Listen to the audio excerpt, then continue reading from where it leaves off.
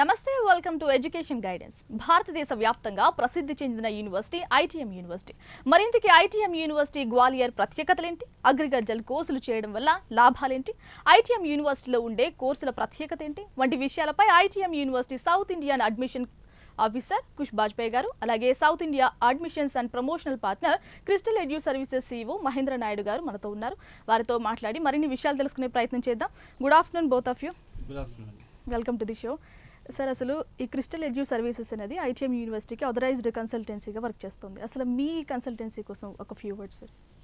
Crystal Edu Services అనేది it's an 18 years old education consultancy అండి.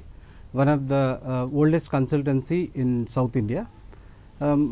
మనం ఏంటంటే సౌత్ ఇండియాలో మనకి ఎక్కువ డిమాండ్ ఉండే కోర్సెస్ ఏవైతే ఉంటాయో అగ్రికల్చర్ రిలేటెడ్ కోర్స్లో మన ఇండియా వైడ్గా మన పేరు సుపరిచితం అండి. మన బ్రాంచెస్ వచ్చేపాటికి ఆంధ్ర అండ్ తెలంగాణలో ఆల్మోస్ట్ అన్ని మేజర్ సిటీస్లో ఉన్నాయండి. అదేవిధంగా మనం ఈ ఐటీఎం యూనివర్సిటీతో సౌత్ ఇండియా ప్రమోషనల్ పార్ట్నర్గా వర్క్ చేస్తున్నామండి. సార్, అంటే ఈ ఐటీఎం యూనివర్సిటీ గురించి దాని ప్రత్యేకతలు ఒక్కసారి వివరించండి. ఐటీఎం యూనివర్సిటీ అనేది మనకి మధ్యప్రదేశ్ గ్వాలియర్లో ఉందండి. ఇది ఆల్మోస్ట్ 25 years ఓల్డ్ ఇన్స్టిట్యూషన్. దీనికి వచ్చేప్పటికి ఏంటంటే మనకి పిల్లలు మనకి కొన్ని కోర్సెస్ మనకి చాలా తక్కువగా అవైలబుల్ ఉన్నాయన్నమాట. ఈ కోర్సెస్ కోసం బయటికి వెళ్తున్నప్పుడు అందరికన్నా ఎక్కువగా ఎక్కువ అట్రాక్షన్ చేసేది ఐటీఎం యూనివర్సిటీ అండి. అంటే మనకి ఇప్పుడు చూసినట్టయితే ఇప్పుడు ఇంజనీరింగ్ అనుకుందాం, మన దగ్గర చాలా ఇన్స్టిట్యూషన్స్ ఆంధ్ర తెలంగాణలో దాదాపుగా ఒక 400 ఇన్స్టిట్యూషన్స్ పైన ఉంటాయి. అదే బైపీసీ వాళ్ళకి వచ్చేపాటికి ఎంబీబీఎస్ మనకు తెలిసినట్టుగానే చాలా తక్కువ సీట్స్ ఉంటాయి. అదేవిధంగా ఇప్పుడు ఎంబీబీఎస్ తర్వాత ఎక్కువ డిమాండ్ ఉన్న కోర్సెస్ కనుక మనం చూసినట్టయితే అగ్రికల్చర్ బీఎస్సీ అండి. ఈ అగ్రికల్చర్ బీఎస్సీ సీట్స్ వచ్చేపాటికి మనకి ఆంధ్ర కానీ తెలంగాణ కానీ మనం చూసినట్టయితే ఈ ఐకార్ అక్రిడేషన్ ఉన్న ఇన్స్టిట్యూషన్స్ ఏవైతే ఉంటాయో సీట్స్ ఇవి మేజర్ గవర్నమెంట్ సెక్టర్లోనే ఉన్నాయి. హార్డ్లీ ఒక 1000-1200 సీట్లు మాత్రమే ఉంటాయి. బట్ మన దగ్గర చదివే పిల్లలు దాదాపుగా 2 స్టేట్స్లో 2.5 లక్షల మంది దాకా బైపీసీ చదువుతారు. బట్ మన దగ్గర ఉన్న సీట్స్ ఏమో చాలా తక్కువ. ఆ రకంగా చూసుకున్నప్పుడు ఈ అగ్రికల్చర్ కోర్సెస్ కోసం నార్త్ ఇండియా వైపు వెళ్ళటం స్టార్ట్ అయ్యారు మన పిల్లలు. దాంట్లో ఏంటి అంటే ఐకార్ అక్రిడేషన్ వచ్చిన తర్వాత ఐటీఎం యూనివర్సిటీ వైపు ఎక్కువగా పిల్లలు మూవ్ అవుతున్నారు. ఒక కోర్స్తో స్టార్ట్ అయింది కాస్త ఇప్పుడు చాలా కోర్సెస్ వైపు అటువైపు వెళ్తున్నారు. ఆ రకంగా చూసినట్టయితే మన దగ్గర ఉన్నటువంటి కోర్సెస్ గురించి మనం మాట్లాడుకుంటే మన దగ్గర బీఎస్సీ అగ్రికల్చర్ అండి. మనకి బీఎస్సీ అగ్రికల్చర్తో పాటుగా horticulture, fisheries, forensic science, food technology, biotechnology, ఈ 6 కోర్సెస్ వీటి కోసం ఏంటంటే మన వైపు పిల్లలు ఎక్కువ వస్తున్నారండి ఐటీఎం యూనివర్సిటీ వైపు. అదేవిధంగా ఎంఎస్సి వచ్చేపాటికి ఎంఎస్సి అగ్రికల్చర్లో మనకి ఎగ్రానమీ కావచ్చు, లేదంటే హార్టికల్చర్ కావచ్చు, సాయిల్ సైన్స్ కావచ్చు, ప్లాంట్ పెథాలజీ కావచ్చు, అట్లనే జెనెటిక్స్ అండ్ ప్లాంట్ బ్రీడింగ్, ఈ 5 కోర్సెస్ కూడా మనకు ఉన్నాయండి. అదేవిధంగా మనం ఎంబీఏ, ఈ రెగ్యులర్ ఎంబీఏస్ అనగానే మనకు దాదాపుగా 4 లక్షల సీట్స్ ఉంటాయి ఇండియాలో. అదే కనుక మనం ఎంబీఏ అగ్రి బిజినెస్ చూసినట్టుగా అయితే ఇండియా మొత్తంలో ఒక 20-25 ఇన్స్టిట్యూషన్స్లో మాత్రమే ఈ కోర్స్ అవైలబుల్ ఉంటుంది. అంటే ఐటీఎం వైపు వెళ్తున్న పిల్లలంతా కూడా మన దగ్గర ఏ కోర్సెస్ అయితే అవైలబుల్ లేవో అవన్నీ అక్కడ ఉండటం వల్ల అటువైపు అట్రాక్ట్ అయ్యి వస్తున్నారండి. వీటితో పాటుగా మనం చూసినట్టయితే ఇంజనీరింగ్ సైడ్లో కొన్ని స్పెషల్ బ్రాంచెస్, కంప్యూటర్ సైన్స్లో మనం చూసినట్టయితే artificial intelligence and data science కావచ్చు, అదేవిధంగా క్లౌడ్ కంప్యూటింగ్ కావచ్చు, అదేవిధంగా మనం చూసినట్టయితే సైబర్ ఫారెన్సిక్, ఇట్లా కంప్యూటర్ సైన్స్ ఇప్పుడు ఏమైందంటే ఇంతకు ముందు మనకి ఇండియాలో జనరల్గా దాదాపుగా 3,500-4,000 ఇంజనీరింగ్ కాలేజెస్లో కంప్యూటర్ సైన్స్ అని చదువుతున్నారు పిల్లలు. కానీ స్పెషలైజ్ కోర్సెస్కి వచ్చేపాటికి హార్డ్లీ ఒక 40-50 ఇన్స్టిట్యూషన్స్లో మాత్రమే ఈ కోర్సెస్ ఉండటం వల్ల కాంపిటీషన్ తక్కువ ఉండటం వల్ల పిల్లలకి రేపు పొద్దున జాబ్ ఆపర్చునిటీస్ పరంగా చాలా బాగుంటుందండి. ఆ రకంగా బీటెక్ స్పెషలైజేషన్ కోర్సెస్ కావచ్చు, లేదంటే ఇప్పుడు బీఎస్సీ అగ్రికల్చర్కి ఎంత డిమాండ్ ఉందో అదేవిధంగా బీటెక్ అగ్రికల్చర్కి కూడా అదే రకమైన డిమాండ్ వచ్చిందండి. మన దగ్గర బీటెక్ అగ్రికల్చర్ కూడా ఉందండి. దాంతోపాటుగా రెగ్యులర్ ఇంజనీరింగ్ సీట్స్ ఏవైతే ఉంటాయో ఈసీఈ కానీ లేకపోతే ట్రిపుల్ ఈ కానీ సివిల్ కానీ మెకానికల్ ఈ కోర్సెస్ కూడా ఉంటాయి. అదేవిధంగా మనం చూస్తే ఇంతకుముందు ఆర్కిటెక్చర్ వైపు వెళ్ళటానికి అందరు పిల్లలు ఇంట్రెస్ట్గా ఉన్న చాలామంది ఈ డ్రాయింగ్స్ దగ్గరికి వచ్చేపాటికి ఫెయిల్ అవుతుండేవాళ్ళు. దానివల్ల స్లోగా అటువైపు వెళ్ళాలంటే భయం ఉండేది. ఈ మధ్య ఈ డ్రాయింగ్ని కాంపిటేటివ్ ఎగ్జామ్ నుంచి తీయటం వల్ల ఇప్పుడు అటువైపు క్వాలిఫై అవుతున్న పిల్లలు కూడా పెరిగారండి. ఆర్కిటెక్చర్కి డెఫినెట్లీగా మనది గ్రోయింగ్ కంట్రీ కనుక లాట్ ఆఫ్ కన్స్ట్రక్షన్ ఉంటుంది కనుక ఈ ఆర్కిటెక్చర్ వైపు మనం చూసినట్టయితే మంచి ఆపర్చునిటీస్ ఉంటాయండి.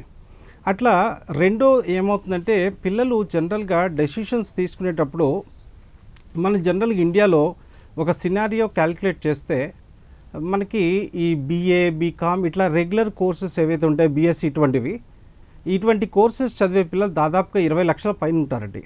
ఈ 20 లక్షల పైన పిల్లలు రేపొద్దున మనం చూస్తే ఒక 10 to 20%కి జాబ్స్ వచ్చే ఛాన్స్ ఉంటుంది. అదే కనుక ఏవైతే ఇప్పుడు మన పిల్లలు బయటికి వెళ్ళడానికి ట్రై చేస్తున్నారో ఇందాక నుంచి నేను చెప్పిన కోర్సెస్ ఏవైతే ఉన్నాయో వీటన్నిటిలో కాంపిటీషన్ చాలా తక్కువ ఉంటుందండి. అంటే అవైలబిలిటీ తక్కువ ఉండటం వల్ల కాంపిటీషన్ తక్కువ ఉండటం వల్ల రేపొద్దున జాబ్ ప్లేస్మెంట్స్ అనేవి బాగుంటాయి. ఎగ్జాంపుల్ ఇప్పుడు నేను చూసినట్టయితే ఫిషరీస్ వచ్చేపాటికి బీఎస్సీ ఫిషరీస్ అండి. ఇది వచ్చేపాటికి ఇండియా మొత్తంలో గవర్నమెంట్ కావచ్చు ప్రైవేట్ కావచ్చు ఒక 30 కాలేజీలు ఉంటాయి. జనరల్గా ఈ సీట్స్ 40 లేకపోతే 60 సీట్లు ఉంటాయి. ఆ లెక్కను చూస్తే 2000 నుంచి 2,500 సీట్లు మాత్రమే ఉంటాయండి.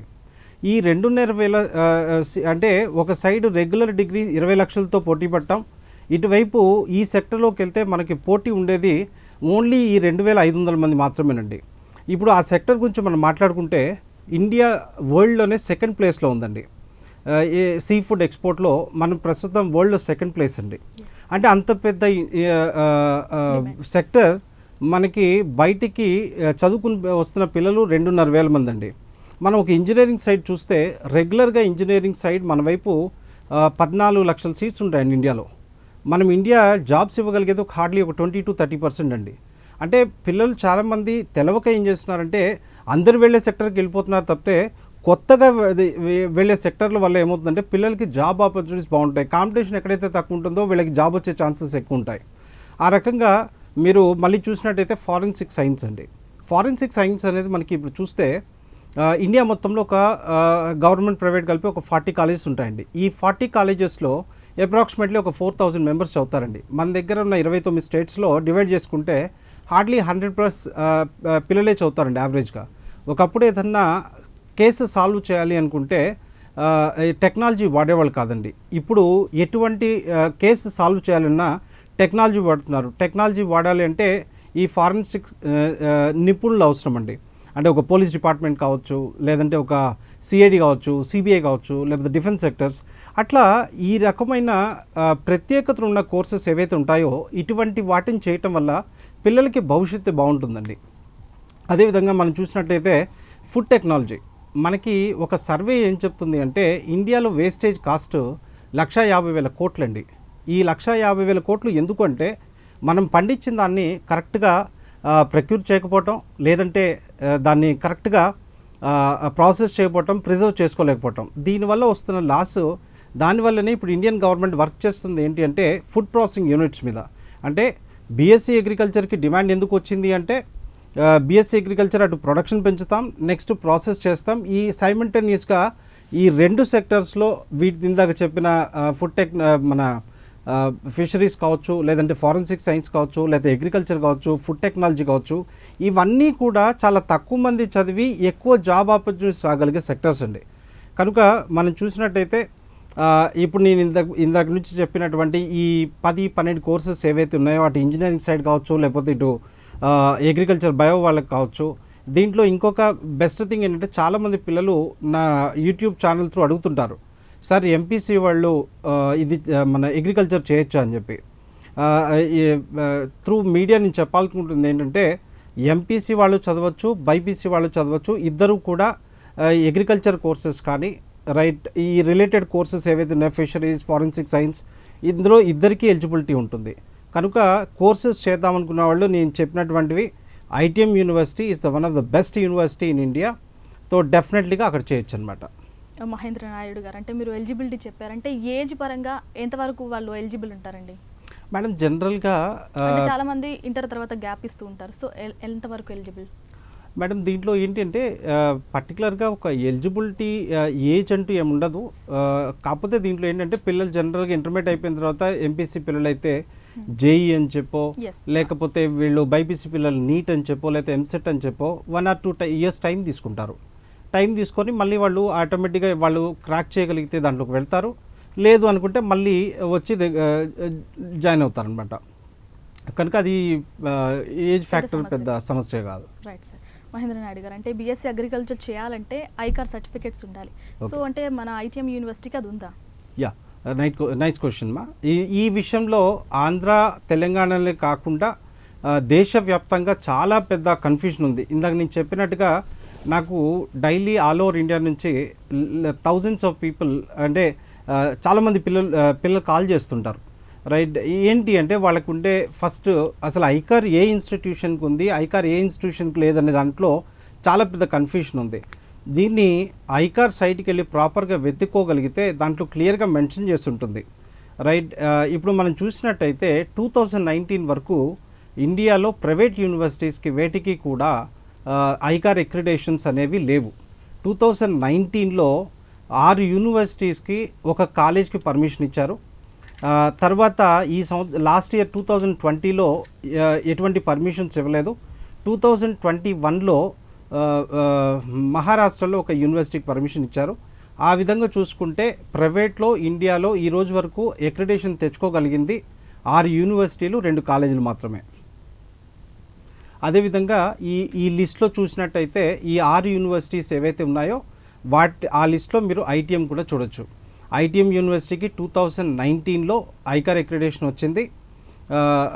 ఈ 6 యూనివర్సిటీస్లో ఐటీఎం ఒకటి అనమాట.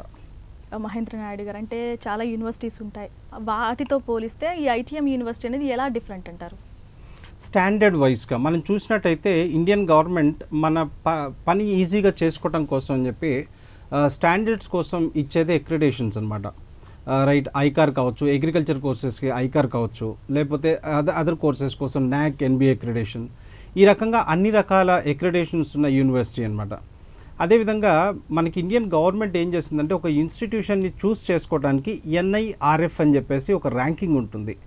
ఈ ర్యాంకింగ్ వల్ల మనం ఇప్పుడు ఏమవుతుందంటే ఏదైనా కోర్స్ చేసుకోవాలనుకున్నప్పుడు లాట్ ఆఫ్ యూనివర్సిటీస్ ఉన్నప్పుడు ఎట్లా సెలెక్ట్ చేసుకోవాలంటే దానికోసమే గవర్నమెంట్ ఒక సిస్టమ్ తయారు చేసి దీంట్లో వీళ్ళు టాపర్స్ అని చెప్పేసి ఇస్తున్నారనమాట. దాంట్లో మనం చూసినట్టయితే ఐటీఎం యూనివర్సిటీ సెంట్రల్ ఇండియాలో టాప్ ఇన్స్టిట్యూషన్ అండి. రైట్, మనం ఖుషి బాజ్పేయి గారితో మాట్లాడదాం. గుడ్ ఆఫ్టర్నూన్ అండి. Could you explain me about placements of your university? Yes, ma'am, sure. Actually, what happens is students is asking for placement before taking admissions also.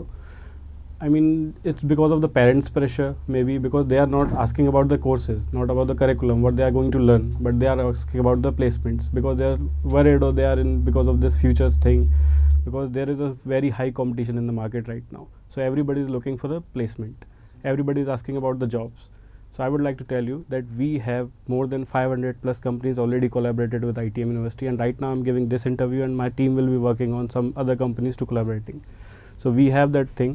We provide at least 4 to 5 companies to every student in every branch, not only about the agriculture or not only the BTech.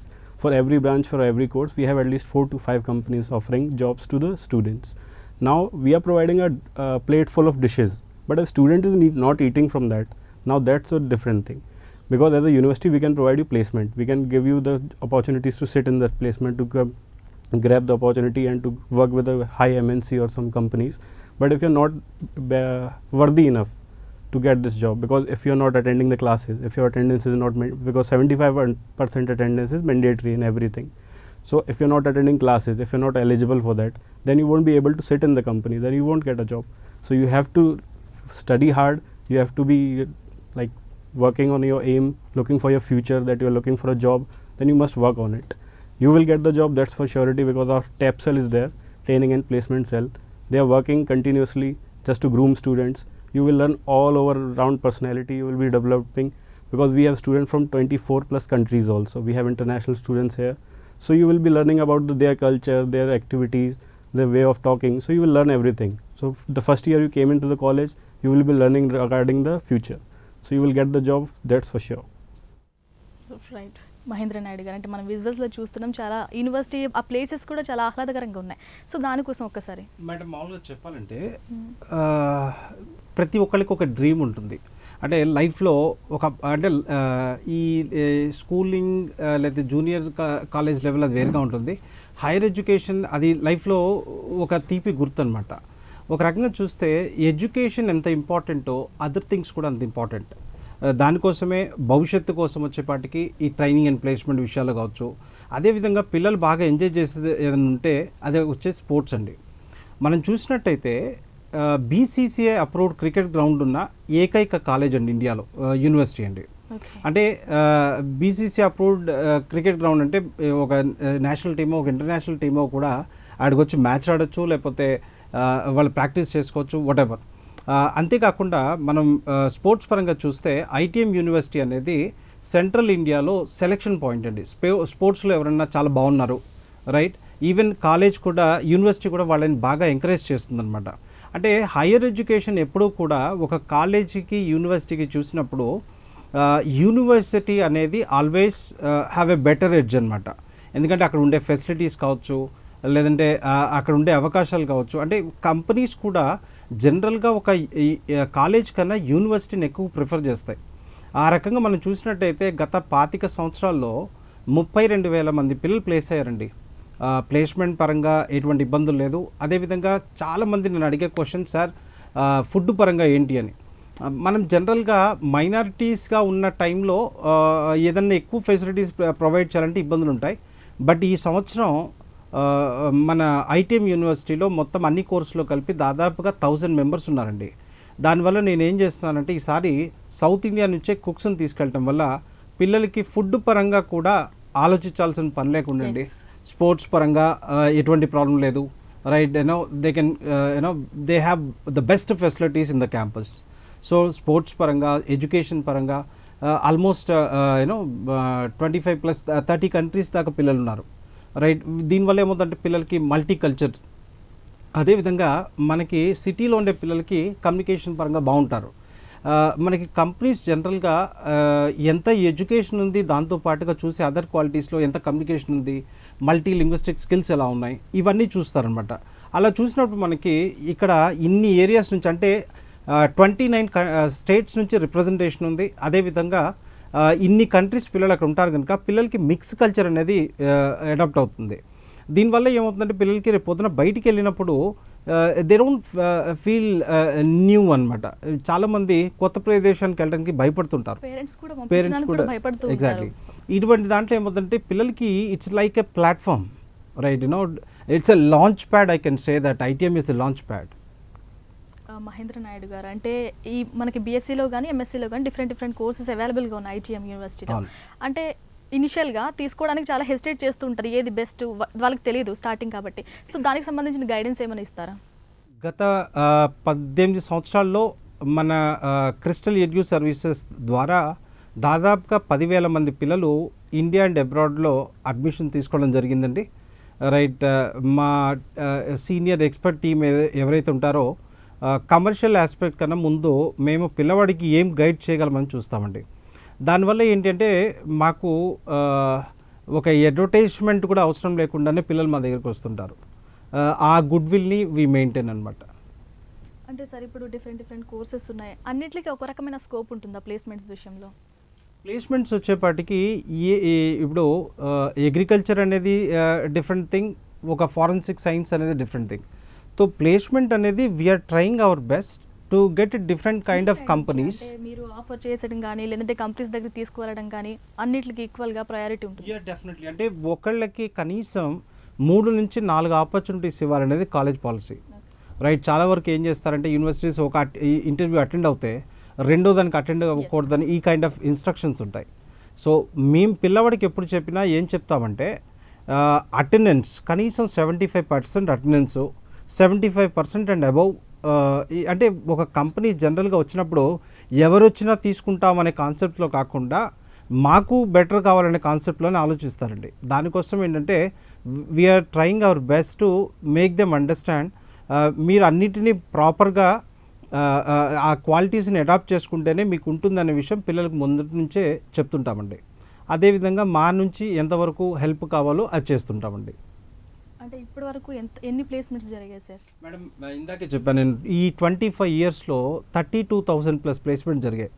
Last year చూసినట్టయితే మనకి approximately 46 lakhs package highest అండి. Minimum package was around some 4 lakhs+, right. అంటే our chairman is very clear. ఏదైనా కంపెనీ మన దగ్గరకు వచ్చినా ఏదో టెలికాలింగ్ కంపెనీయో అటువంటి కాకుండా you know we call you know good language BPOs and all, right. అట్లా కాకుండా మన చైర్మన్ ఏం చేస్తున్నారంటే we have a separate wing for that. They keep on working on that placements.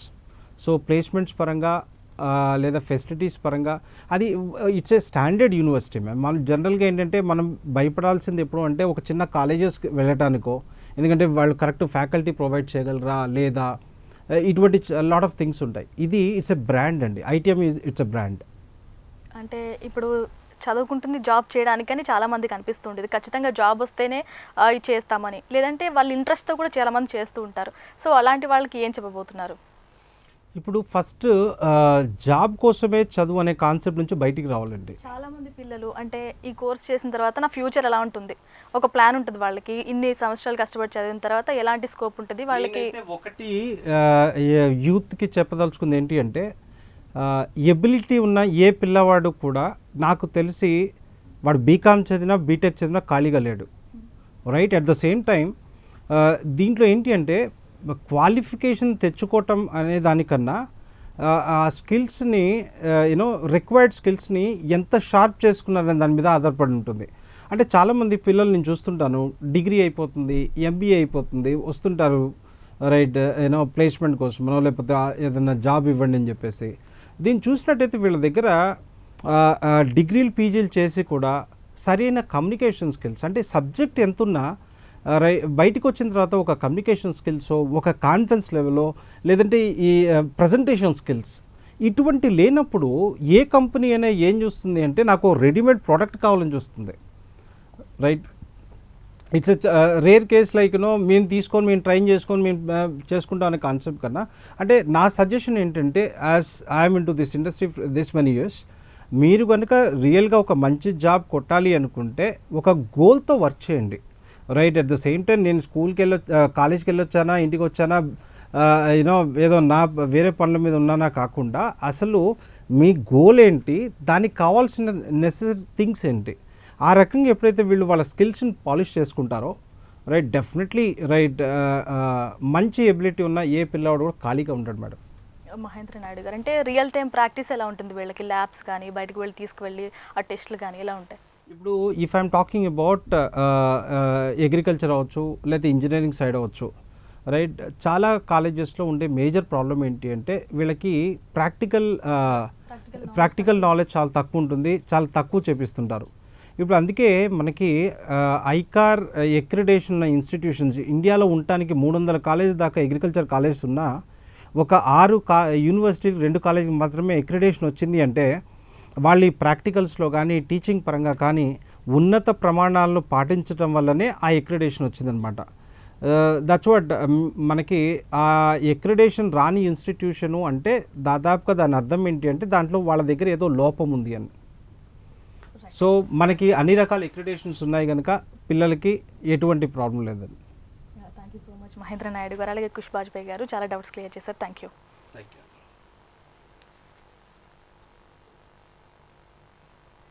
ఇది వాళ్ళ ఎడ్యుకేషన్ గైడెన్స్. నమస్తే.